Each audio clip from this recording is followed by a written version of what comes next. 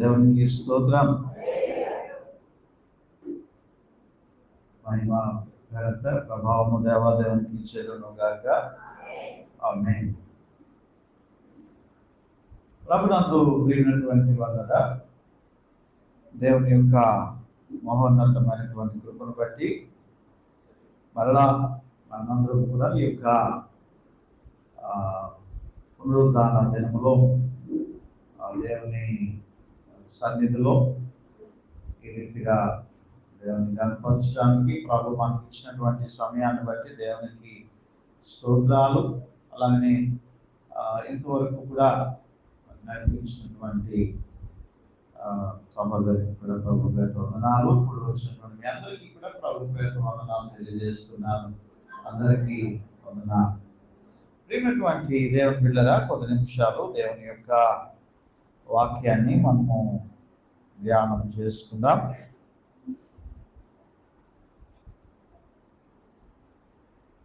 జకర్యా పొందినటువంటి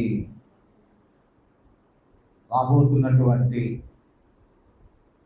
దేవుని యొక్క రాకడను గురించినటువంటి ఆ యొక్క దర్శనాలను మనము ధ్యానం చేస్తున్నాం.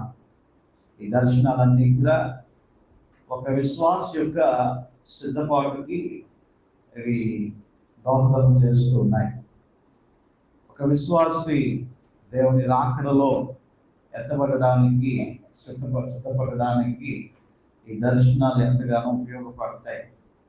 ముఖ్యంగా రక్షణ ప్రాముఖ్యమే, దాన్ని కాపాడుకోవడము అంతకన్నా ప్రాముఖ్యం. కాబట్టి రక్షణను, మనకు కలిగినటువంటి రక్షణను మనము కాపాడుకోవాలి. మనకి కలిగినటువంటి రక్షణ మనకి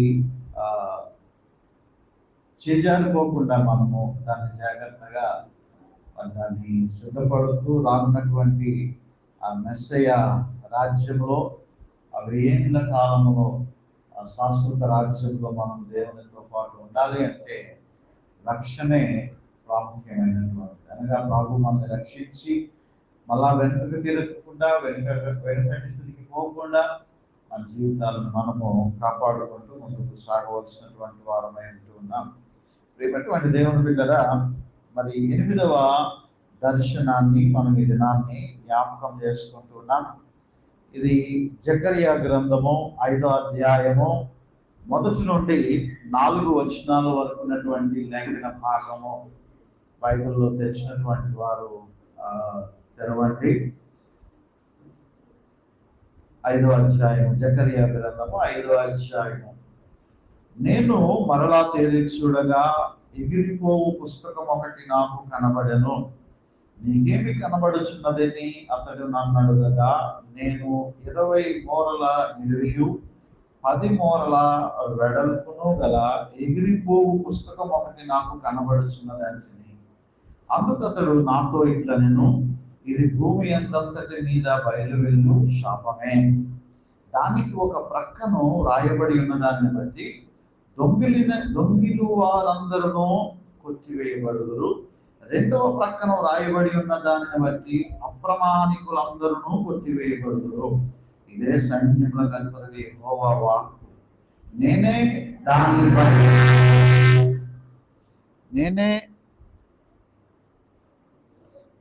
దానిని బయలుదేరా చేయుచున్నాను. అది దొంగల ఇండ్లలోను నీ నామమును బట్టి అబద్ధ ప్రమాణము చేయు వారి ఇండ్లలోను ప్రవేశించి వారి ఇండ్లలో ఉండి వాటిని, వాటి దూలములను, రాళ్లను నాశనము చేయను. ప్రియమైనటువంటి దేవుని బిడ్డలారా, కొద్ది నిమిషాలు దేవుని యొక్క వాక్యాన్ని ధ్యానం చేసుకుందాం. కిందన చాలా మంది కూర్చున్నారు. మేడ మీద కూడా ఖాళీగానే ఉంది. కాబట్టి అవకాశాన్ని సద్వినియోగపరచుకోండి. దయచేసి గమనించాలని మనవి. ప్రియమైనటువంటి దేవుని బిడ్డలారా, 8వ దర్శనము. ఈ దర్శనంలో మనకి కనబడుతున్నటువంటిది మరి ఎగురుచున్నటువంటి పుస్తకము. కనబడినటువంటి 7 దర్శనాల కన్నా ఈ దర్శనము కాస్త విభిన్నమైనటువంటి దర్శనం ఇది.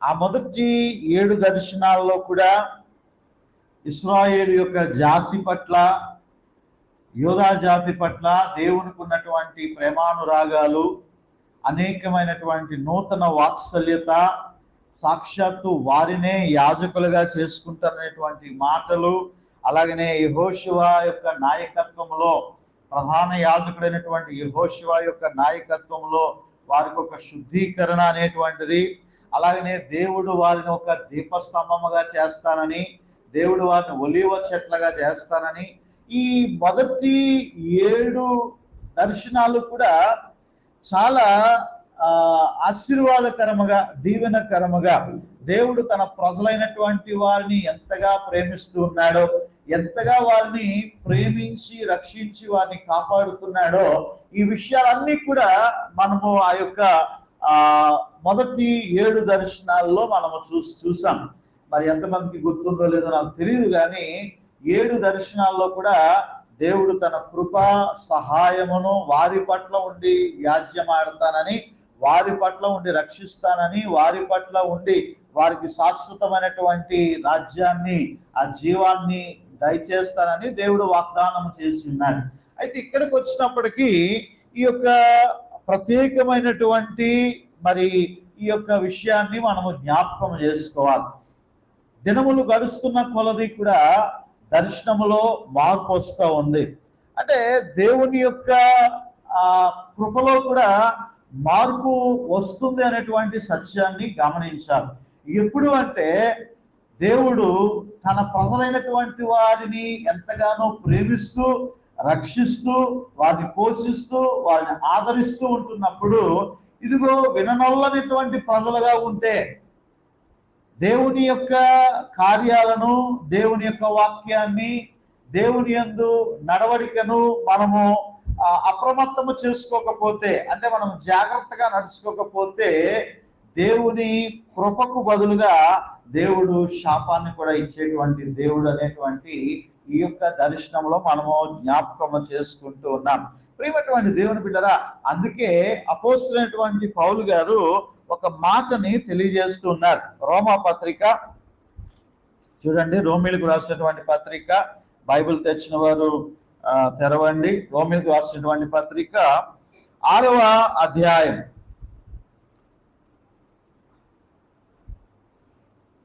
6వ అధ్యాయము ఒక్కసారి ఉండండి, 5వ అధ్యాయము.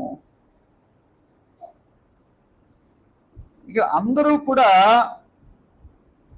ఇశ్రాయేలీలు కారు అనేటువంటి విషయాన్ని మనం ఇక్కడ చూస్తాం. ఒక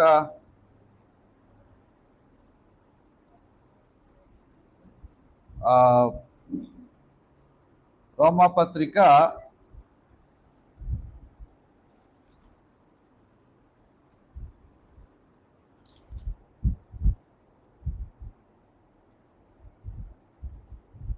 అయితే ప్రియమైనటువంటి దేవుని బిడ్డలారా, 15వ వచనం ఒకసారి మనము చదివినట్లయితే, కృపావరము కలగలేదు.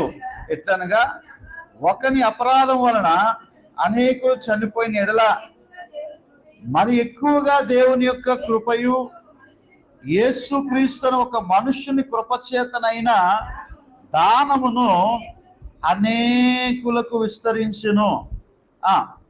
మరియు పాపము చేసిన ఒకని వలన శిక్షా విధి కలుగునట్లు ఆ దానము కలుగలేదు. ఏలయనగా తీర్పు ఒక్క అపరాధ మూలముగా వచ్చినదై శిక్షా విధికి కారణమయ్యను. కృపవరం అయితే అనేక అపరాధముల మూలముగా వచ్చినదై మనుష్యులు నీతిమంతులుగా తీర్చబడుటకు కారణమాయను. ప్రియమైనటువంటి దేవుని బిడ్డరా, ఆ కిందను కూడా 18వ వచనం చూసినట్లయితే, అలాగే ఒక్క పుణ్యకార్యము వలన కృపాదానము మనుషులకందరికీ జీవమైనటువంటి నీతి విధించబడుటకు కారణమాయను. ఆ కింద కూడా మనం చదివితే అనగా ఒక మనుష్యుని అవిధేయత వలన అనేకులు పాపులుగా ఎలాగూ చేయబడుతురో అలాగే ఒకరి విధేయత వలన అనేకులు నీతిమంతులుగా చేయబడుదురు. ప్రియమైనటువంటి దేవుని బిడ్డరా, దేవుడు మనకు అనుగ్రహించినటువంటి కృపా దానము అనేటువంటిది, ఆయన కృప మనము పొందుకున్నటువంటి వారముగా, ఆయన కృప ద్వారానే మనం రక్షించబడినటువంటి వారుగా మనం ఉంటూ ఉన్నాం. అయితే ఈ కృప అనేటువంటిది మనము నిర్లక్ష్యము చేయడానికి వీల్లేదు. కేవలం యేసుక్రీస్తు ప్రభువారి యొక్క అమూల్యమైనటువంటి రక్తము చేత మనము కడగబడి ఉన్నాం, అమూల్యమైనటువంటి రక్తము చేత మనము విడిపించబడి ఉన్నాం. ఇలాగ విడిపించబడినటువంటి మనము దేవుని మార్గములో మనము నడుస్తూ ఆయనకి ఇష్టలుగా మనము సాగిపోవలసినటువంటి వారమే. లేకపోతే ఆయన కృపామయుడిగా ఆయన మొదటి రాకడలో వచ్చాడు, తర్వాత ఆయన తీర్పు తీర్చడానికి రాబోతున్నాడు. ఇప్పుడు దాకా మనం మాట్లాడుకొని ఉన్నాం, మెస్సయ్య రాజ్యము మనకి వస్తూ ఉన్నది, 1000 ఏండ్ల పరిపాలన మనకి రాబోతూ ఉన్నది. అందులో గొర్రెపిల్ల సింహము ఒకే చోట ఉండి మేత మేసేటువంటి పరిస్థితి వారికి ఉంది అని చెప్పి మనకి చాలా సంతోషము ఆనందము కలుగుతూ ఉంది. నా మెస్సయ్య రాజ్యములో నేను ఉండాలి కదా అని. అయితే ప్రియమైనటువంటి దేవుని బిడ్డలు ఒక్కటి గమనించాలి, యేసుక్రీస్తు ప్రభు వారి యొక్క 1000 ఏండ్ల పాలనకి ఆయన పాలన ప్రారంభమయ్యేదానికి మధ్యలో ఒకటి ఉన్నది, అది తీర్పు అనేటువంటిది. తీర్పు అనేటువంటిది ఉన్నది. ఆ తీర్పు జరిగిన తర్వాతే యేసయ్య లేదా మెస్సయ్య యొక్క 1000 ఏండ్ల పరిపాలన రాబోతూ ఉన్నది. అయితే ప్రియమైనటువంటి దేవుని బిడ్డలారా, సంఘములో ఎవరెవరు ఉంటారు అంటే, సంఘములో ఎవరెవరు ఉంటారంటే విశ్వాసులు ఉంటారు, అవిశ్వాసులు ఉంటారు. సంఘం అంటే విశ్వాసులు అవిశ్వాసులు మిళితమైనటువంటి సంఘము. ప్రతి సంఘములో కూడా, మన సంఘంలోనే కాదు, సార్వత్రిక సంఘాలన్నింటిలో కూడా విశ్వాసులైనటువంటి వారు ఉంటారు, అవిశ్వాసులైనటువంటి వారు ఉంటారు. నామకార్థ క్రైస్తవులు మాట, ఏదో వచ్చి వెళ్ళిపోవడం. వారి వ్యసనాలు మానరు, వారి యొక్క అలవాట్లు మానరు, వారి నోటి మాట మానదు, వారి చూపులు మానవు, వారి త్రాగుడు, వారి జోదము, వారి వ్యభిచారము, వారి కామేచ్ఛలు, వారి యొక్క దుష్ట సంపాదన, వారి యొక్క దుర్వ్యాపారము, వారి యొక్క తప్పుడు నడవడిక, ఇవేవి కూడా మారవు. వారి పేరుకు మాత్రమే క్రైస్తవులు. కేవలం దేవుని వాక్యాన్ని విని వారు వెళ్ళిపోతూ ఉంటారు తప్ప ఏదో ఒక కాలక్షేపానికి వచ్చినట్టుగా వెళ్ళిపోతూ ఉంటారు. కానీ దేవుని వాక్యాన్ని విని మారు మనసు పొంది రక్షణ పొంది ఆ పొందినటువంటి రక్షణను కాపాడుకుంటూ మళ్ళా వెనక తట్టు చూడకుండా ముందుకు ప్రయాణము చేస్తూ దేవుని మీద ఆధారపడి జీవించేటువంటి వారు చాలా అరుదుగానే ఉంటారు. అందుకే సంఘము విశ్వాసులు అవిశ్వాసులతో మిళితమైపోయి ఉంటుంది సంఘం ఎప్పుడు కూడా. అయితే ప్రియమైనటువంటి దేవుని బిడ్డలారా, అందుకోసమనే పౌలు గారు ఈ సంఘాలను బాగు చేయడం కోసమే కొరింథీ సంఘానికి, ఎఫెసీ సంఘానికి, గలతీ సంఘానికి ఇలాగ అనేక ప్రాంతాలు వెళ్ళి సంఘాలను కూడా ఆయన ఏం చేశాడు, ఆయన బలపరిచాడు, ఆయన కొరడా జులిపించాడు, ఆయన కొన్నిసార్లు చాలా గద్దించాడు, తీవ్రంగా గద్దించాడు ఆయన సంఘాలని. ఎందుకో తెలుసా, సంఘాల్లో అవిశ్వాసులు ఉన్నారు. అందుకే యేసయ్య అంటాడు, గోధుమలను గురుగులను ఏం చేస్తారట, అవి కొంతకాలం కలిసే ఉంటాయి, కానీ తీర్పు అనేటువంటిది ఒకటి రాబోతుంది కదా, అప్పుడు ఆయన ఏం చేస్తాడు, రెండింటిని వేరు చేస్తాడు. అంత మట్టుకే కాదు, రెండింటిని మట్టుకు వేరు చేయడమే కాదు, గొర్రెలను మేకలను కూడా ఆయన వేరు చేస్తాడు. తీర్పు అనేటువంటిది రాబోతా ఉంది. విశ్వాసుల్ని అవిశ్వాసుల్ని వేరు చేయబోతా ఉన్నాడు. విశ్వాసుల్ని తనతో పాటు కూడా ఆయన 1000 ఏండ్ల పాలనలో, శాశ్వత కాలంలో ఆయనతో పాటు ఉంచబోతూ ఉన్నాడు. విడవబడినటువంటి వారందరినీ కూడా సాతానికి అప్పచెప్పబోతా ఉన్నాడు. కాబట్టి మనము ఈ రక్షణను బయట రక్షణ పొందలేనటువంటి వారు చాలా మంది ఉన్నారు. వారికి డైరెక్ట్ సర్టిఫికేట్ వాళ్ళకి డైరెక్ట్గా ఎంట్రన్స్ మాట వాళ్ళకి ఇంకా ఎంట్రన్స్ ఎగ్జామ్ రాయవసరం లేదు వాళ్ళు. కాబట్టి వాళ్ళు పక్కన పెట్టండి.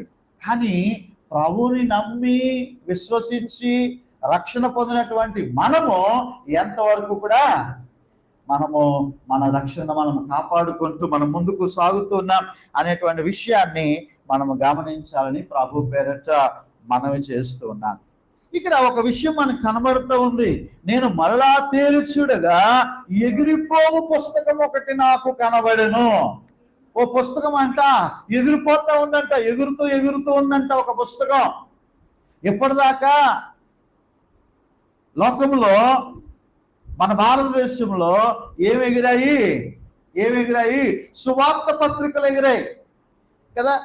సువార్త పత్రికలు ఎగరడం అంటే అర్థం ఏంటి? సువార్త పత్రికలు మనము పంచాము. చాలా మంది సువార్తలో పంచారు, ఇప్పటికీ కూడా పంచుతున్నారు. మంచి లక్షణము.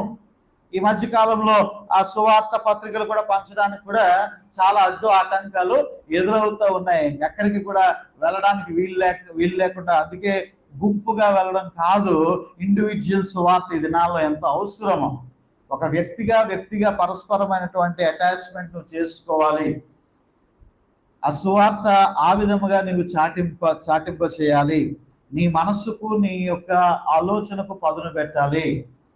అన్నిటికీ కూడా ఈజీగా ఉపయోగిస్తున్నటువంటి మీడియాను నువ్వు వాడుకోవాలి.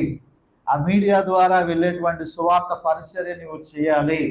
ఆ విధముగా చేయగలిగిన ఎడల దేవుని యొక్క వాక్యము అణిచివేయాలన్నప్పటికీ కూడా అణిచివేయకుండా అది బయటికి వెళుతూ వారు రక్షించబడతారు. అయితే సువార్త పత్రికలు చాలా మంది చదువుంటారు, చాలా మంది చింపేసినటువంటి విషయాలు మనకు తెలుసు, తగలబెట్టినటువంటి విషయాలు తెలుసు, కొత్త నిబంధన గ్రంథాలన్నీ కూడా తగలబెట్టినటువంటి సంగతులు తెలుసు. ఇవన్నీ జరిగాయి. సువార్త అంటే అర్థం ఏమిటి? సు ప్లస్ వార్త అంటే మంచి వార్త, శుభవార్త. ఈ మంచి శుభవార్త యేసయ్య ప్రేమను గురించినటువంటి శుభవార్త అనేకులకు ఆ యొక్క శుభవార్త మనము పంచుతూ మనము ఈ లోకంలో సువార్త పత్రికలు ఎగురుతూ ఉన్నాయి. అనగా అది ఒక పావురములాగా, తెల్లని గువ్వలాగా పావురములాగా వెళ్ళి ఆ పత్రిక వారి జీవితాల్లో నూతన కార్యాలను చేస్తున్నది, నూతన క్రియలను చేస్తున్నది, నూతనమైనటువంటి మనస్సును వారికి కలిగిస్తూ ఉన్నది ఈ సువార్త పత్రికలు అనేటువంటివి. హల్లెలూయా.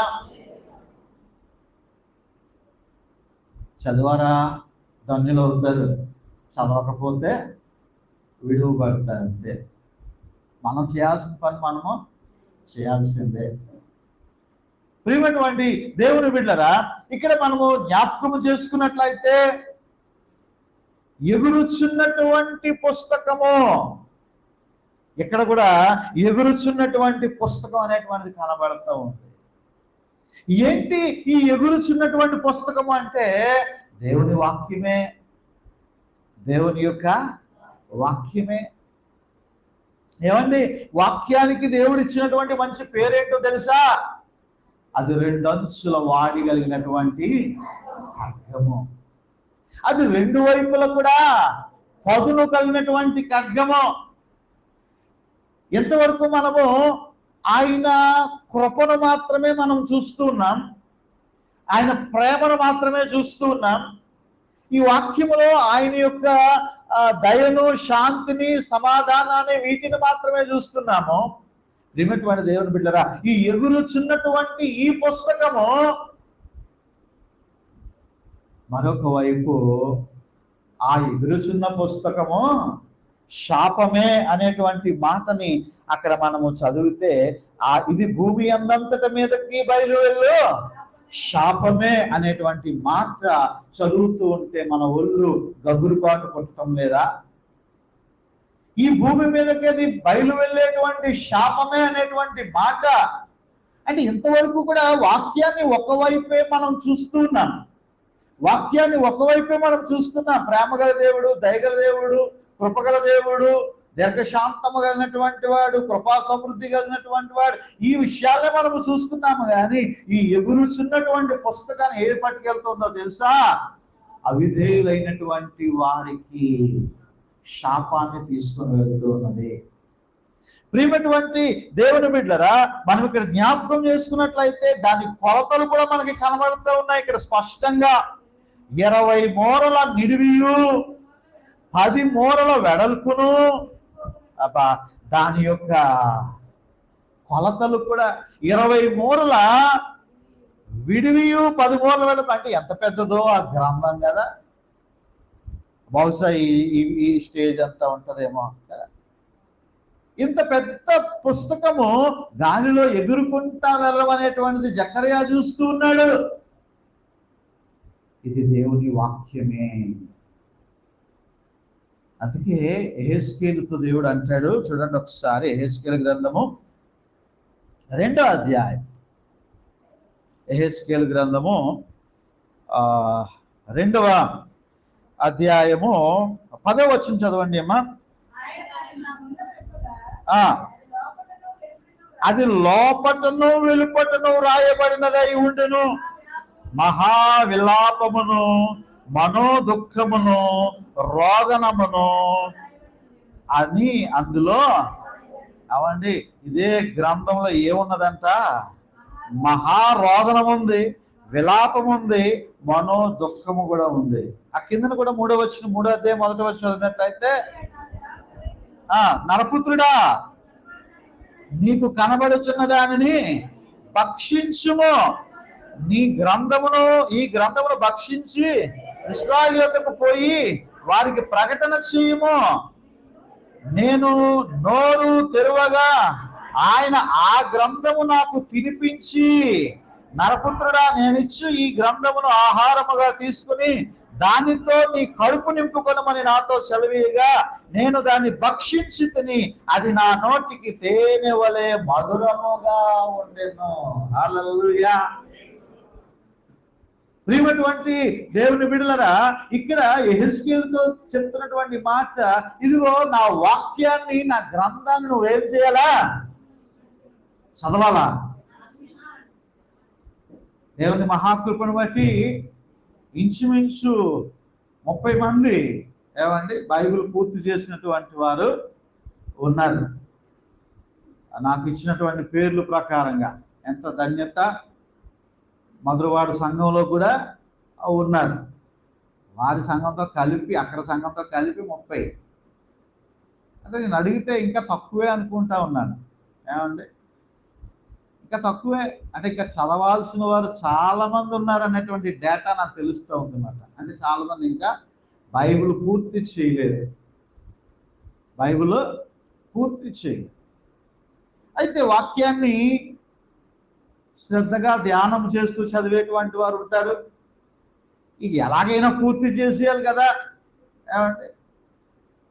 కొంతమంది ఫోన్ పాస్టర్ గారు ప్లీజ్ అండి, రోమాలో ఉన్నానండి, కొరింథీలో ఉన్నాను, పూర్తి చేసేస్తానండి, ఎప్పుడే పూర్తి చేస్తాను. మరి అంత స్పీడ్గా వెళ్ళిపోతారు, దర్దర్ కలుపుతుంది. కానీ టైం ఉంది కాబట్టి. ఇంకా కొంతమంది అలాగైతే మనం హోప్ పెట్టుకోవచ్చు. కొంతమంది ఇంకా కీర్తన గ్రంథంలో ఉన్నాను పాస్టర్ గారు, ఎలాగైనా పూర్తి చేసేస్తానండి అన్నారు అనుకో, ఇంకా వాళ్ళు ఏ స్పీడ్లో వెళ్తారు? జెట్ స్పీడ్లో వెళ్తారు మాట. ఏమండి, వెళ్ళిపోతారు. అది కాదు పూర్తి చేయడం అంటే. ఏ ఉపయోగం లేదు నువ్వు అలా పూర్తి చేస్తే. ఇక్కడ ఏమంటున్నాడు తెలుసా? వాక్యాన్ని నీవు భక్షించు, నీవు వాక్యాన్ని తిను అంటున్నాడు. ఏమండి, ఆహారాన్ని ఏం చేస్తాం మనం?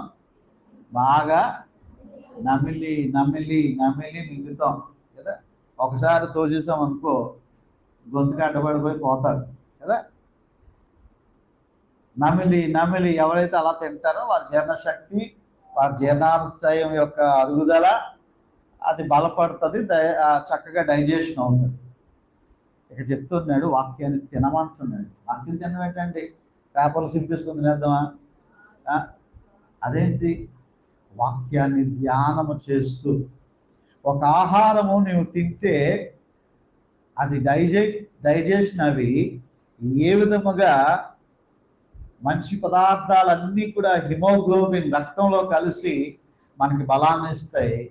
కొన్ని వ్యర్థాలన్నీ కూడా బయటికి పోతాయి. అలాగే వాక్యములో మంచి అంతటిని కూడా మనం ఏం చేసుకోవాలి? ఆస్వాదించాలి. చెడును మనము విసర్జించాలి. వాక్యాన్ని తినడం అంటే వాక్యానుసారముగా జీవించడమే, వాక్యానుసారముగా నీవు బ్రతకడమే అనేటువంటి విషయాన్ని నీవు జ్ఞాపకము చేసుకోవాలి.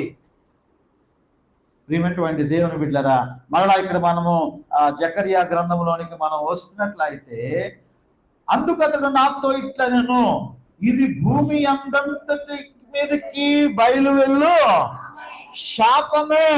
శాపమే, ఇది ఒక శాపముగా కనబడుతూ ఉంది. ముఖ్యంగా దేవుడు ఇశ్రాయేలు ప్రజలకి ఎన్ని ఆజ్ఞలు ఇచ్చాడండి? 10 ఆజ్ఞలు ఇచ్చాడు. 10 ఆజ్ఞల్లో ఎంతమందికి 10 ఆజ్ఞలు కూడా చూడకుండా ఇప్పటికిప్పుడు నిలబడి చెప్పమని చెప్తారు? Very good. 1, 2 అంటే 3, 4, 5 అక్కడక్కడ కాదు, లైన్గా చెప్పాలా? రైట్. ప్రియమైనటువంటి దేవుని బిడ్డలారా, 10 ఆజ్ఞలు కూడా చెప్పలేని పరిస్థితిలో ఉన్నామంటే నీ అంత క్లవర్ స్టూడెంట్ ఇంకొకరు ఉండరన్నమాట. ఏమండి, 10 సంవత్సరాలు అయింది రక్షణ పొంది 10 ఆజ్ఞలు రావట. ఏమండి, 10th క్లాస్కి వచ్చినోడు ఏబిసిడి రాస్తే ఎలాగుంటుంది? వాక్యాన్ని హృదయం అనేటువంటి పలకల మీద ఆ రోజు దేవుడు పలకల మీద రాసి ఇచ్చాడు. మనం హృదయం అనేటువంటి పలకల మీద రాసుకోవాలి, గుర్తుపెట్టుకోవాలి.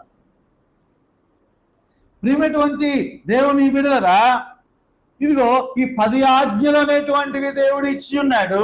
ఈ 10 ఆజ్ఞల్లో కూడా ఇందులో 4 ఆజ్ఞలు మనుషునికి సంబంధించినటువంటివి, 4 ఆజ్ఞలు మనుషునికి దేవునికి సంబంధించినటువంటివి, 6 ఆజ్ఞలు మనిషికి మధ్య సంబంధించినటువంటివి. ఏది చెప్పండి? నీ దేవుడైన యెహోవాను నేనే, నేను తప్ప వేరొక దేవుడు నీకు ఉండకూడదు. పైన ఆకాశం అందే గాని ఎంత భూమి అందే గాని నీవు చేసుకోనకూడదు, వాటిని పూజించకూడదు, వాటికి సాగులు పడకూడదు. ముహూర్తాలు మట్టుకు చూసుకోవచ్చు, సభనాలు మట్టుకు చూసుకోవచ్చు. ఏమండి, రెండోది, నీ దేవుడైన యెహోవా నామమును వ్యర్థముగా ఉచ్చరించకూడదు. అనవసరంగా దేవుని మాటలు పలకకూడదు. ఇష్టానుసారంగా స్తోత్రం హల్లెలూయా అనేటువంటి మాట వాడకూడదు. కొంతమందికి ఇదేం అలవాటో తెలియదు కానీ దేవా స్తోత్రం ఆయన. ఆవులింత తీసినప్పుడు ఏమంటాడు? దేవా స్తోత్రం హల్లెలూయా అంటాడు. ఇది ఆవులింత వచ్చినదా? ఆయన నామము ఉన్నతమైనటువంటి నామము, సర్వోన్నతమైనటువంటి నామం. ఏమండి, అది చాలా పవిత్రముగా వాడవలసినటువంటి నామం. అది వ్యర్థముగా ఉచ్చరింపకూడదు. ఇష్టానుసారంగా దాన్ని నీవు వాడకూడదు. అది పరిశుద్ధమైనటువంటి నామం. మూడవది అయిపోయినప్పుడే నిర్దోషిగా ఎంచుడు. తర్వాత విశ్రాంతి దినమును పరిశుద్ధముగా ఆచరించవలెను. ఏమండి, పోయిన ఆదివారం మేడ మీద అంత తెల్లని పౌరల్లా కనబడ్డారు. ఏమండి, ఇప్పుడు ఇంకా అక్కడక్కడ నెలకొకసారి అంతే. తర్వాత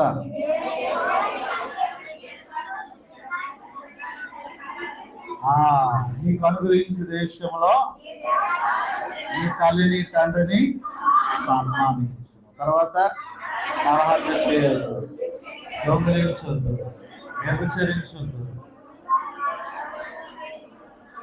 నీ పొరుగువాడిని మీరు అబద్ధ సాక్ష్యం పలుకుడు, నీ పొరుగువాడిని ఏది ఆశించకూడదు. అతని ఎద్దునైనను గాడిదనైనను, అతని భార్యనైనను, అతని దాసినైనను దాసునైనను దేనిని కూడా నీవు ఆశించకూడదు. ప్రియమైనటువంటి దేవుని బిడ్డలారా, దేవుడు ఇచ్చినటువంటి ఈ యొక్క ఆజ్ఞలని అతిక్రమిస్తున్నారు ఇశ్రాయేలు ప్రజలు. ఈ 10 ఆజ్ఞలు ఖచ్చితంగా దేవుడు చెప్పాడు. వీటిని ఇశ్రాయేలు ప్రజలందరూ కూడా, యోధా జనాంగం అంతా కూడా వాటిని ఆచరించాలి, ఖచ్చితంగా దాన్ని అవలంబించాలి. దేవుని వాక్యము ఆప్షన్ కాదు, దేవుని యొక్క వాక్యము ఆజ్ఞ. ఈ విషయాన్ని గమనించాలి. దేవుని యొక్క వాక్యము ఆప్షన్ కాదు. మధురవాడలో ఒక ఆమె అడిగింది, పాస్టర్ గారు క్విజ్ ఆప్షన్ లో పెట్టొచ్చు కదా అని అడిగింది. క్విజ్ ఆప్షన్ లో పెట్టొచ్చు కదా అంటే ఏబిసిడి అని ఒక క్వశ్చన్ ఇచ్చి ఏబిసిడి ఆప్షన్ పెడితే అందరూ పార్టిసిపేట్ చేసేస్తారు. ఎందుకు? టికెట్ చేద్దాం. ఇంకా లాస్ట్ లో ఎగ్జామ్ లో రాసినప్పుడు లాస్ట్ లో ఇంకేది ఆన్సర్ దొరకలేదు అనుకోండి, ఏం చేస్తారు? టికెట్ వచ్చేస్తారు లాటరీ వేసి కదా. ఖచ్చితమైనటువంటి ఆన్సర్ ఆ ఫిల్ ఇన్ ద బ్లాంక్స్ రాస్తారు, లేదా ఆన్సర్ అని ఇస్తే ఆన్సర్ రాస్తారు. అప్పుడు నీ జ్ఞానానికి పదులు ఉంటుంది. లేకపోతే ఇన్నాళ్ళ ఇప్పుడు మరి ఉన్నదో లేదో తెలీదు, ఆ కంప్యూటరైజ్డ్ చుక్కలు చుట్టేది ఏమండి, ఇంకా టకటగా చుక్కల ముక్కలు ఎట్టేస్తారు కొంతమంది అక్కడ. ఏమండి రాదు, ఆలోచించరా, క్వశ్చన్స్ చూడరు, ఇంకా ఎట్టేయడం టకటకటకటకటకటకట. ఇది ఏ పెట్టాం కదా, తర్వాత బి పెడితే మళ్ళీ బాగోదు, డి పెట్టాలా, డి పెడితే మళ్ళీ బాగోదు, సార్ సి పెడదాం, అది ఇష్టం. ఆప్షన్స్ మాట. దేవుని వాక్యం ఎప్పుడు కూడా ఆప్షన్ కాదు, అది ఆజ్ఞ, అది విధి, చేయాల్సినటువంటి కార్యం అది. ప్రియమైనటువంటి దేవుని బిడ్డలారా, కాబట్టి మనము ఆయన ఆజ్ఞానుసారంగా మనము జీవించాలి. ఇశ్రాయేలు ప్రజలు ఆయన ఆజ్ఞలను మీరారు, ఆయన ఆజ్ఞలను అవలంబించట్లేదు, ఆయన వాక్యానుసారంగా వారు నడవటం లేదు. కాబట్టి ఇప్పుడు ఒక పుస్తకం ఎదురుతా ఉంది, దర్శనంలో చూస్తున్నాడు, ఎగురుచున్నటువంటి ఒక పుస్తకము, అది శాపమే, అది శాపమే అనేటువంటి విషయాన్ని మనము జ్ఞాపకము చేసుకోవాలని ప్రేమైనటువంటి దేవుని బిడ్డలారా నేను జ్ఞాపకం చేస్తూ ఉన్నా. ఈరోజు చదువుకున్నటువంటి లేఖన భాగం చూడండి, మత్తయి సువార్త 23వ అధ్యాయము 35వ వచనము నుండి ఒకసారి మనము గమనిస్తే, నీతిమంతుడైన హేబేలు రక్తము మొదలుకొని బలిపీఠమునకును దేవాలయమునకును మధ్య మీరు చంపిన బెకర్యా కుమారుడైన జకర్యా రక్తము వరకు భూమి మీద చిందింపబడిన నీతిమంతుని రక్తమంతయు మీ మీదికి వచ్చును, ఇవన్నీ ఈ తరము వారికి మీదకి వచ్చునని నిశ్చయముగా చెప్పుచ్చు ఉన్నాను. ఈ మాటలు ఎవరు చెప్తున్నారండి? మాట్లాడరా మేడ మీద ఉన్నవారు ఎవరు చెప్తా ఉన్నారు? మెల్లిగా చెప్పండి. ఇంకా అమ్మగారు, భాగ్యం గారు, ఎవరు చెప్తున్నారు ఈ మాటలు?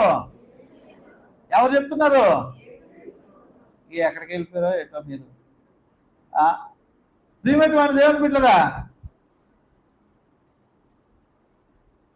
ఎవరినైనా ఏమైనా అందామంటే భయం. ఎందుకంటే బయట స్పీకర్ అయితే ఏమైనా అనేయచ్చు, నా వల్ల ఇసుకాంతంలాగా ఉన్నాయి అమ్మ నువ్వు లేవి అని అన్నాను అనుకో, ఇంకా ముఖం మొత్తం వాడిపోతుంది. వెళ్ళినప్పటికి ఇంక ముఖం మూత ఒక పక్కన ముఖం ఒక పక్కన పెట్టి వెళ్ళిపోతుంది. కాబట్టి వాక్యాన్ని శ్రద్ధగా వినండి. ఎవరు చెప్తున్నారు ఈ మాటలో?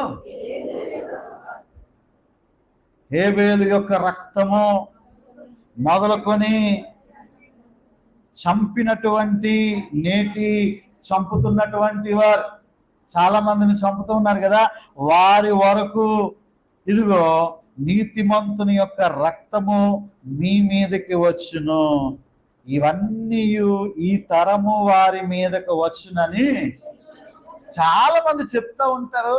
పాస్టర్ గారు, లేకపోతే అయ్యా క్రైస్తవులైనటువంటి వారు క్షమించండి క్షమించండి అని అంటూ ఉంటారు. నరహత్య చేసినోడిని కూడా క్షమించాలా, వ్యభిచారం చేసినోడిని కూడా క్షమించాలా, లేక క్షమాపణ పొందుకుంటూ ప్రార్థన చేసుకుంటూ పోతే ఎట్లాగండి అని చెప్తా ఉంటారు.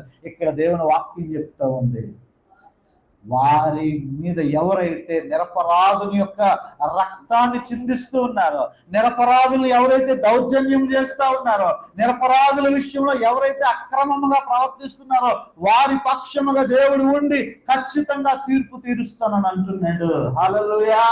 ఈ మాటలు చెప్తున్నటువంటిది కరుణామయుడైనటువంటి యేసుక్రీస్తు ప్రభువారే. హల్లెలూయా. దయామయుడైనటువంటి యేసుక్రీస్తు ప్రభువారే. హల్లెలూయా. వారి మీదని ఖచ్చితంగా దేవుని ఉగ్రతను ఆయన పంపిస్తాడు అనేటువంటి విషయాన్ని నువ్వు జ్ఞాపకం చేసుకోవాలి. పాపానికి శిక్ష ఉంది అనేటువంటి విషయాన్ని మనం జ్ఞాపకం చేసుకోవాలి. మొదటి తెస్సలోనికైలకు రాసినటువంటి పత్రిక, మొదటి తెస్సలోనికైలకు రాసినటువంటి పత్రిక 2వ అధ్యాయం 15వ వచనం ఒకసారి చూడండి.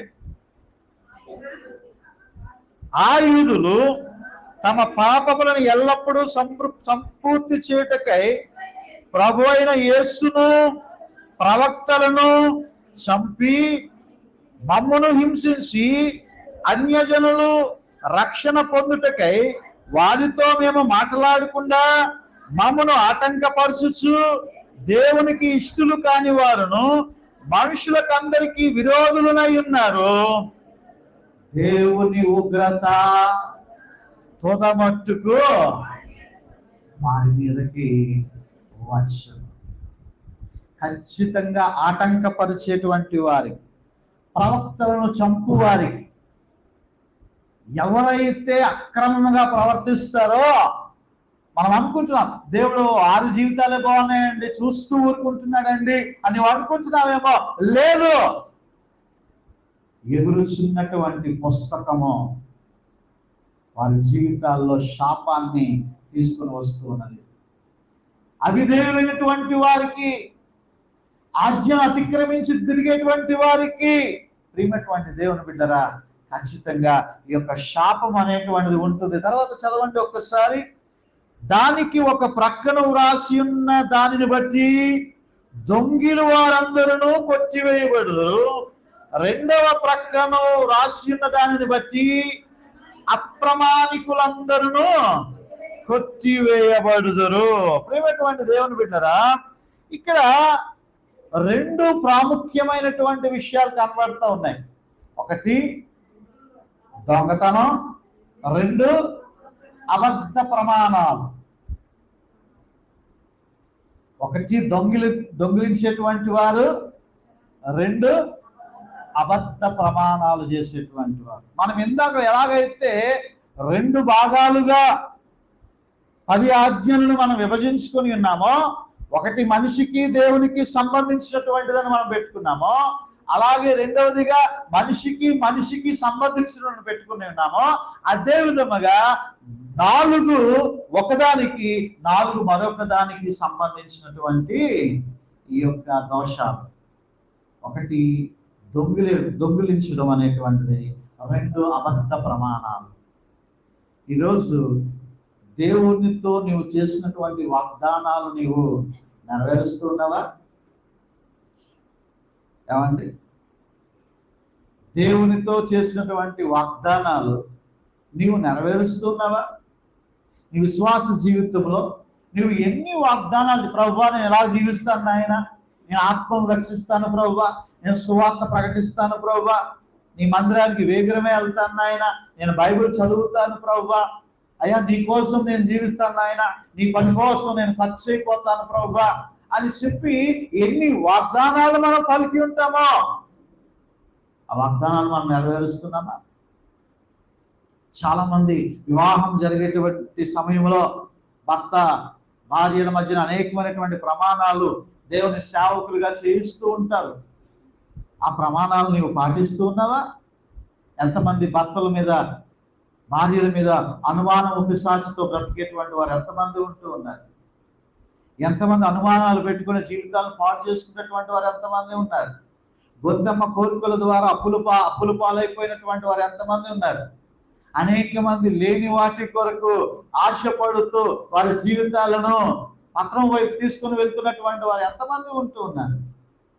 ప్రియమైనటువంటి దేవుని బిడ్డరా, బాప్తిస్మం తీసుకునేటువంటి సమయంలో నీ దేవుడైన యెహోవాను మాత్రమే సేవిస్తావా? సేవిస్తాను పాస్టర్ గారు. నీ దేవుడైన యెహోవాను నీవు అనుసరించి నడుచుకుంటావా? నడుచుకుంటాను పాస్టర్ గారు. దేవుని సన్నిధికి నీవు క్రమం తప్పకుండా వస్తావా? వస్తాను పాస్టర్ గారు. నీవు ఇవన్నీ చెప్తున్నావే, ఈ ప్రమాణాలు నీవు జ్ఞాపకం చేసుకుంటున్నావా? ఈ ప్రమాణాలు నీవు పాటిస్తూ ఉన్నావా? ప్రభువుకి చేసినటువంటి వాగ్దానాలు నీవు నెరవేరుస్తున్నావా? ఒకవేళ నెరవేర్చకపోతే అబద్ధ ప్రమాణములు చేసేటువంటి వారి యొక్క గుంపులోకి నేను వెళ్ళిపోతూ ఉన్నాను.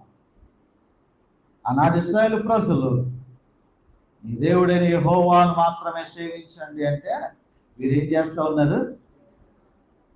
అక్కడేమో అరణ్యంలో దూడం చేస్తున్నారు. తర్వాత విగ్రహారాధన వైపు తిరిగిపోయారు. రాజుల కాలంలో కొంతమంది రాజులు దేవతలు కట్టినటువంటి బలిపీఠముల మీద బలులు అర్పించారు. విగ్రహారాధన వైపు, లోకం వైపు కలిగిపోయారు. రెండు పడవల మీద కాలు వేసినటువంటి వారిగా వారి జీవితాలు ఉంటూ ఉన్నాయి. ఇవన్నీ కూడా అబద్ధ ప్రమాణములు చేసినటువంటి వారు. దేవుని తోడండి అని ప్రమాణాలు చేస్తారు కదా, అది నీవు పాటిస్తున్నావా? ప్రియమైనటువంటి దేవుని బిడ్డలారా, మరొక పాపం ఏంటో తెలుసా? నీ యొక్క మనిషికి సంబంధించినటువంటిది. ఎదుటి మనిషిని ప్రేమగా చూడలేక ఈ మధ్యకాలంలో దొంగిలిన వారంటే మనకి ఈ దొంగతనాల గురించి ఎక్కువగా మనం అనుకుంటూ ఉంటాం.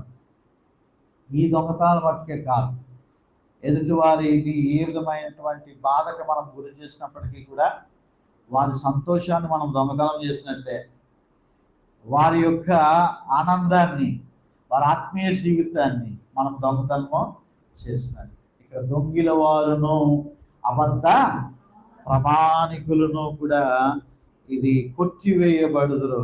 ఏమంటాడు తెలుసా? నేనే దాని బయలుదేర చేయిస్తున్నాను. ఎవరంట పుస్తకాన్ని ఎగరించేశాడు? సైన్యములకు అధిపతి యెహోవా, నేనే దాన్ని బయలుదేరుస్తున్నాను. అది దొంగల ఇండ్లలోను, నా నామమును బట్టి అబద్ధ ప్రమాణము చేయు వారి ఇండ్లలోను ప్రవేశించి వారి ఇండ్లలో ఉండి వాటిని దూలములను రాళ్లను నాశనము. అమ్మో, ఎంత భయంకరమైనటువంటి! ఈరోజు నీవు దేవుని దగ్గర ఎలాగుంటున్నావు? అబద్ధ ప్రమాణాలతో ఉంటున్నావా? లేదా దొంగిలి వారుగా ఉంటున్నావా? దేవునికి చెందవలసినటువంటి అర్పణ నీవు అర్పిస్తున్నావా? దేవునికి ఇవ్వాల్సినటువంటి భాగాన్ని నీవు ఇస్తూ ఉన్నావా? అలాగనే ఎదుటి వారి యొక్క సంతోషాన్ని, ఎదుటి వారి యొక్క ఆనందాన్ని నీవు దోచుకుంటున్నావా? దౌర్జన్యం చేస్తూ ఉన్నావా? వాక్యం చెప్తున్నటువంటి ప్రకారముగా ఇదిగో నీ దేవుడని యెహోవా ఎద్దునైనను దాసునైనను దేన్ని కూడా నీవు, ఇదంతా కూడా ఎవరైతే ఈ రెండు విషయాల్లో ఎలాగున్నామనేటువంటి మనం జ్ఞాపకం చేసుకోవాలి.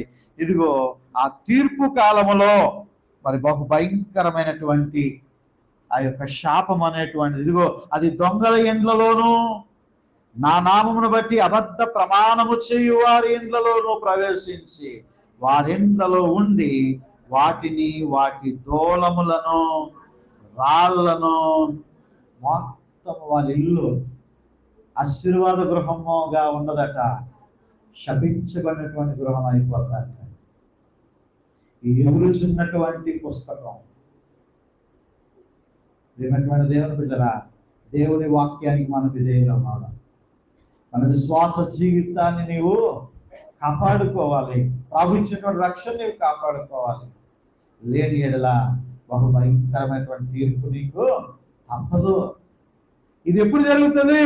మెస్సయి యొక్క పాలనకి ముందే, 1000 ఏళ్ల పాలనకి ముందే. ఈ తీర్పు అనేటువంటిది జరిగిన తర్వాత 1000 ఏళ్ల పాలన ప్రారంభమవుతుంది. 1000 ఏళ్ల పాలనలో అపరిశుద్ధులైనటువంటి వారు ఆయన రాజ్యంలో ఉండడానికి లేదు. వారు విడువబడతారు. పరిశుద్ధ గ్రంథం మన 1000 గీతాల పాటల పుస్తకంలో చక్కని పాట మనము చూస్తూ ఉన్నాం. చూడండి ఒకసారి.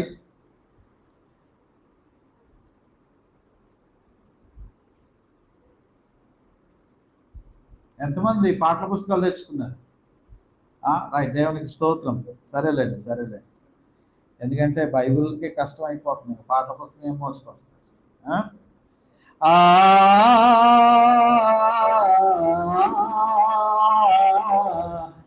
818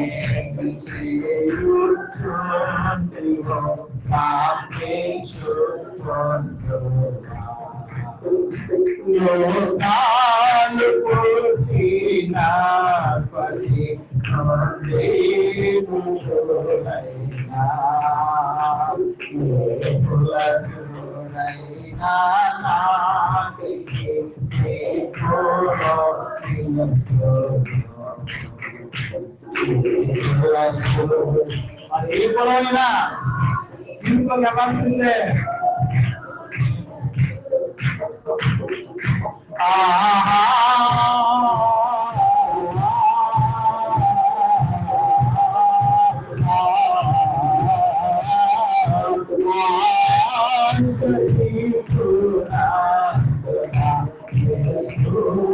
ఆయన నక్షత్రే పాల్గొంటుంది ఎలాగా భయంకర సింహం లాగా.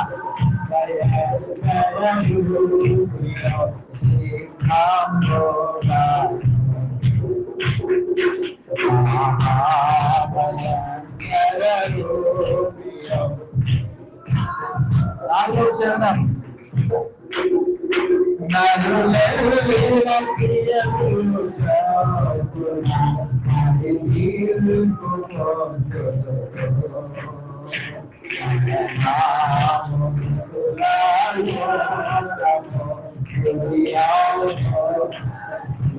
వాళ్ళందరూ కూడా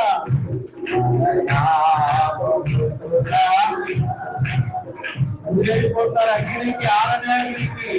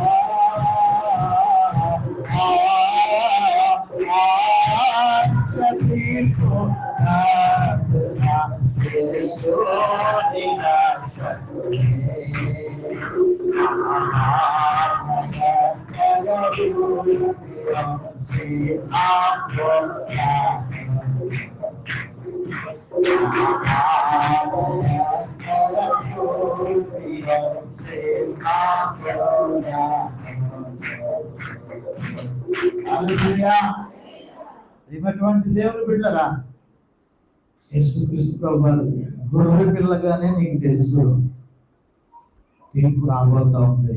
ఎలాగొస్తాడట? మహాభవాలే వస్తాడు. హల్లెలూయా. ఎగురుస్తున్నది ఒక పుస్తకం సుమా.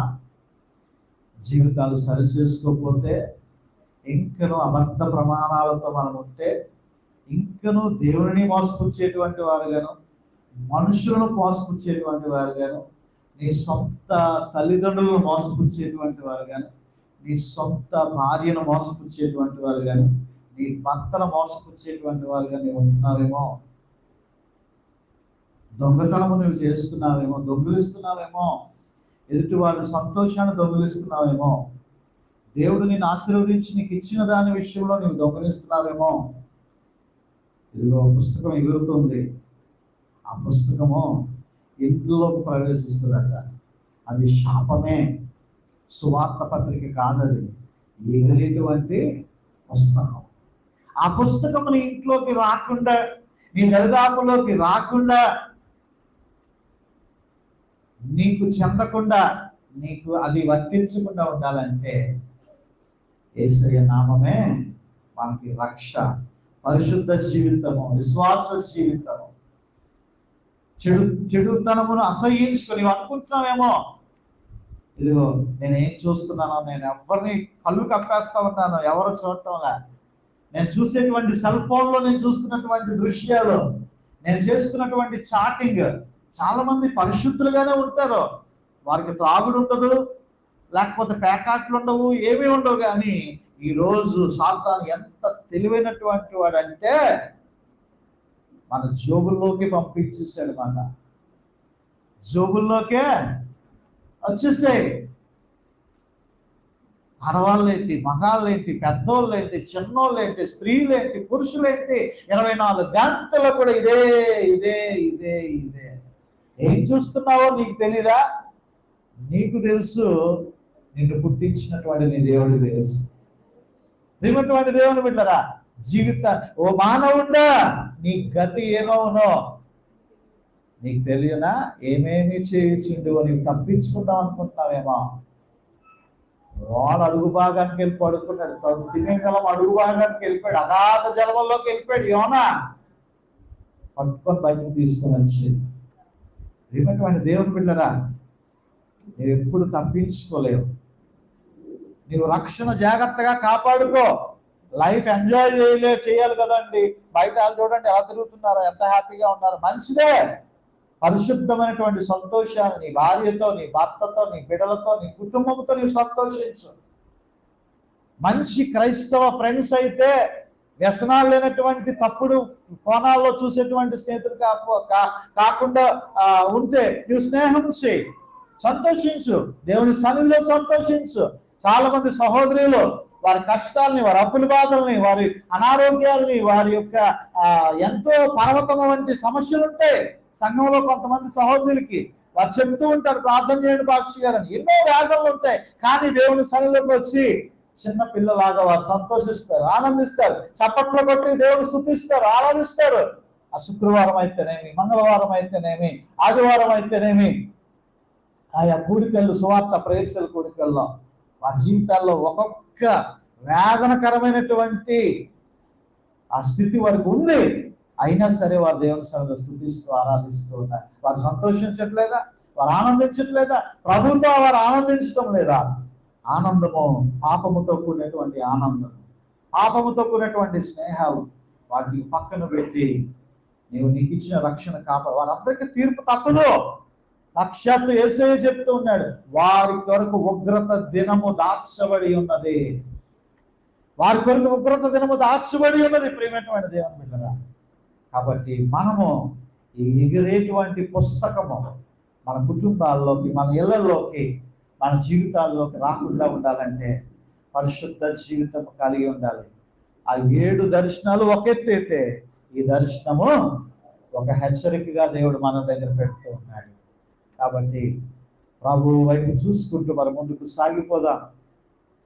అటువంటి కృపా ధన్యత పరిశుద్ధ ఆత్మదేవుడు మనందరికీ అనుగ్రహించును గాక.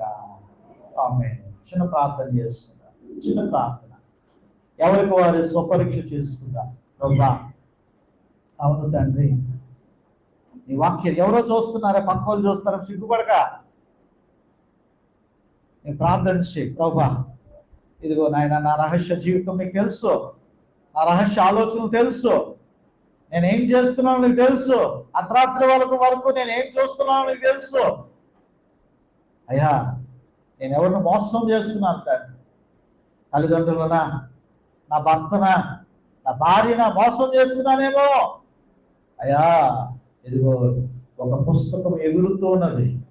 ఆనాడు ఇశ్రాయేలు ప్రజలు విడిపించడానికి ఆ మరణ దూత ఎగిరినట్లుగా ఒక ఎగిరే పుస్తకము ఇది. 2 అంచుల వాడి అయినటువంటి ఖడ్గము, మరోవైపు శాపమే. అది నేనే పంపిస్తున్నానని సైన్యములకు అధిపతి యెహోవా తెలియజేస్తూ ఉన్నాడు. మా దేవానికి మాకు తెలియజేస్తూ ఉన్నాం. అయ్యా, మేము దాన్ని బారిన పడకుండా ఉండడానికి సహాయము దయచేయండి అని ప్రభు సన్నిధిలో ఒప్పుకుందాం. విధేయత కలిగితే రక్షించబడతారు, అవిధేయతతో ఉంటే శిక్షించబడతారు. ఇదిగో నీవు దొంగిలించేవాడుగా ఉంటున్నావా? అబద్ధ ప్రమాణాలు చేయువాడుగా ఉంటున్నావా? అబద్ధ ప్రమాణాలు చేసినటువంటి వాడుగా నీవు ఉంటున్నావా? పరీక్ష చేసుకో. అటువంటి వారు ఉంటే లేచి నిలబడండి, ప్రార్థన చేద్దాం. ఇంకా మనము కృపా కాలంలోనే ఉన్నాం. ఇదిగో ఆ నిరపరాధుని యొక్క రక్తము ఆ ఉగ్రత తీర్చుతానని, ప్రవక్తను చంపినటువంటి వారి యొక్క ఉగ్రత వారి మీద పోస్తుందని చెప్తున్నాడు. ఇదిగో నువ్వు ఎవరినైనా దౌర్జన్యం చేసావేమో, ఎవరి దగ్గరైనా అన్యాయంగా తీసుకున్నావేమో, ఎవరినైనా నువ్వు ఏడిపించావేమో, ఎవరినైనా నీవు గాయపరచావేమో, ఒక యెజబెల్ లాగా నీవు ఉన్నావేమో, ఒక ఆహాబులాగా నీవు ఉన్నావేమో.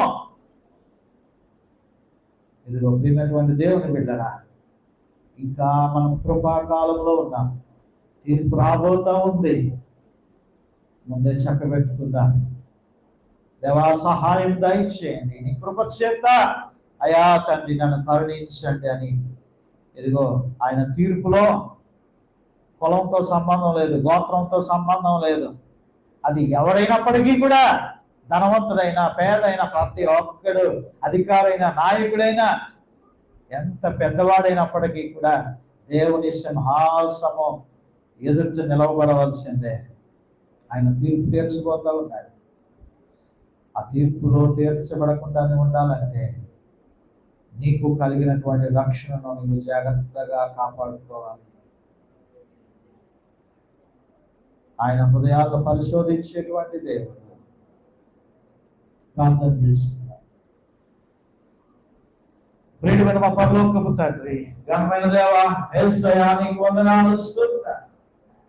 మీ కృప కనికరము తండ్రి అయా తండ్రి నాయన మా మీద ఉంచి మీరు నడిపిస్తున్నందుకు నీకు వందనాలు. అయా గొప్ప దేవా, గొప్ప తండ్రి అయా, మీ కృప క్షేమములను బట్టి నీకు స్తోత్రాలు.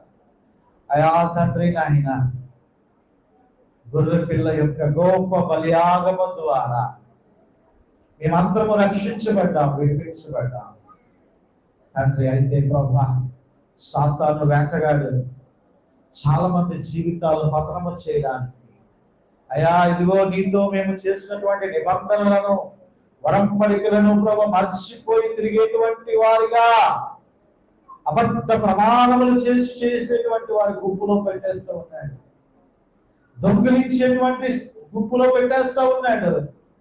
అయ్యా ఇదిగో ఇటువంటి వారికి నాయన నీవు పంపించేటువంటి ఆ శాపము తీసుకుని వస్తున్నటువంటి ఆ ఎగిరే పుస్తకాన్ని బట్టి ప్రార్థన చేస్తున్నాం దేవా.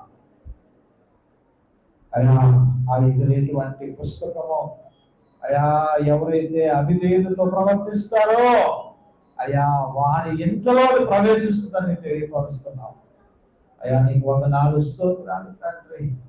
అయ్యా మీ కాపుదల భద్రత మా మీద ఉంచండి. ఇంకా మేము కృపాకాలంలో ఉంటూ ఉన్నాం, నీ కృప చేతను మేము నడుస్తూ ఉన్నాం. ఇంకా నీవు అవకాశం ఇస్తున్నావు. అయ్యా రేపేమి సంభవించడం మాకు తెలియదు. అయ్యా ఎన్నో యాక్సిడెంట్లు చూస్తున్నాం, బస్సు ప్రమాదాలు చూస్తున్నాం. అయ్యా తండ్రి నాయన మరణం అనేటువంటిది ఎవరికి తలుపు తడుతుందో ఎవరికి తెలియదు ప్రభువా. అయ్యా ఈ క్షణమే తండ్రి నాయన, ఈ దినమే తండ్రి మేము సిద్ధపడటకు సహాయం దయచేయండి. ఎవరైతే ఇంకనో ప్రభువా అజ్ఞానం ఉందో తండ్రి నేను బుద్ధిహీనతతో బ్రతుకుతూ ఉన్నారో, పర్వాలేదులే నా లైఫ్ ఇలాగే ఉంటుంది, నా రోజు ఇలాగే దొరికిపోతుంది అని అనుకుంటున్నారేమో తండ్రి. నిజముగా ఆ ధనవంతులతో నువ్వు అంటున్నావు, వేరేవాడా అంటున్నావు. అలా అనుకునేటువంటి వారందరూ ఫూల్సే ప్రభువా. జీవితాలను సరి చేసుకోకుండా, బ్రతుకులను సరి చేసుకోకుండా ఇంకా ఎవరైతే జీవిస్తూ ఉన్నారో, నమ్మకార్థ క్రైస్తవులుగా జీవిస్తూ ఉన్నారో, అయ్యా నీవు మొదట చెప్పినట్లుగా విశ్వాసులు అవిశ్వాసులు మిళితమైనటువంటిదే సంఘం అని. అయ్యా తండ్రి గోధుమలు గురుగులు కలిసి పెరిగినటువంటిదే సంఘం సాదృశ్యం అని తెలియజేస్తున్నాం ప్రభు. ఇదిగో ఇంకా గురుగులుగా ఉంటున్నారేమో, విశ్వాసం లేదు, ప్రార్థనా జీవితం లేదు, ఆత్మీయ జీవితం లేదు, అభివృద్ధి లేదు, నీ కార్యాలు చేయాలనేటువంటి తపన లేదు. అటువంటి వారిగా నీ కొరకు నిష్ప్రయోజకులుగా ఎవరైతే ఉంటున్నారో దేవా, అయా ఇదిగో ఒకవేళ ఈ దినాన్ని అయా అబద్ధ ప్రమాణము కాకుండా సత్య ప్రమాణము ఎవరైతే చేస్తూ ఉన్నారో, ఎవరైతే నీ సన్నిధిలో నిబంధన చేస్తున్నారో, ఎవరైతే నిలవబడి వారి పాపములను వారు ఒప్పుకొచ్చు అయా నీతో నిబంధన చేస్తున్నారో, అయా బిడ్డలను దీవించి ఆశీర్వదించండి. అయా బిడ్డలు మీరు సంధించండి. అయా బిడ్డల జీవితాలలో నూతన క్రియలు నూతన కార్యాలు జరిగించండి. యేసు నామములో మీ సొంతమైనటువంటి బిడ్డలు మీరు మార్చండి. ఎదురుచున్నటువంటి పుస్తకం వారి మీదకి రాకుండా మీరు దాడి మళ్లించండి దేవా. అయా నీకు వందనాలు, స్తోత్రాలు. అయా నీ కృప, నీ కాపుదల, సహాయం తండ్రి మా అందరి మీద మీరు ఉంచండి. అయా నీ స్తోత్రాలు, వందనాలు తెలియజేస్తుంది. మీ దీవెనే కావాలి కానీ మీ శాపము మాకు వద్దు నాయన. ప్రతి బిడ్డను నీ కృప చేతనే రక్షించాలని యేసయ్య పరిశుద్ధ నామములో ఈ ప్రార్థన అడుగుతున్నాము తండ్రి. ఆమేన్.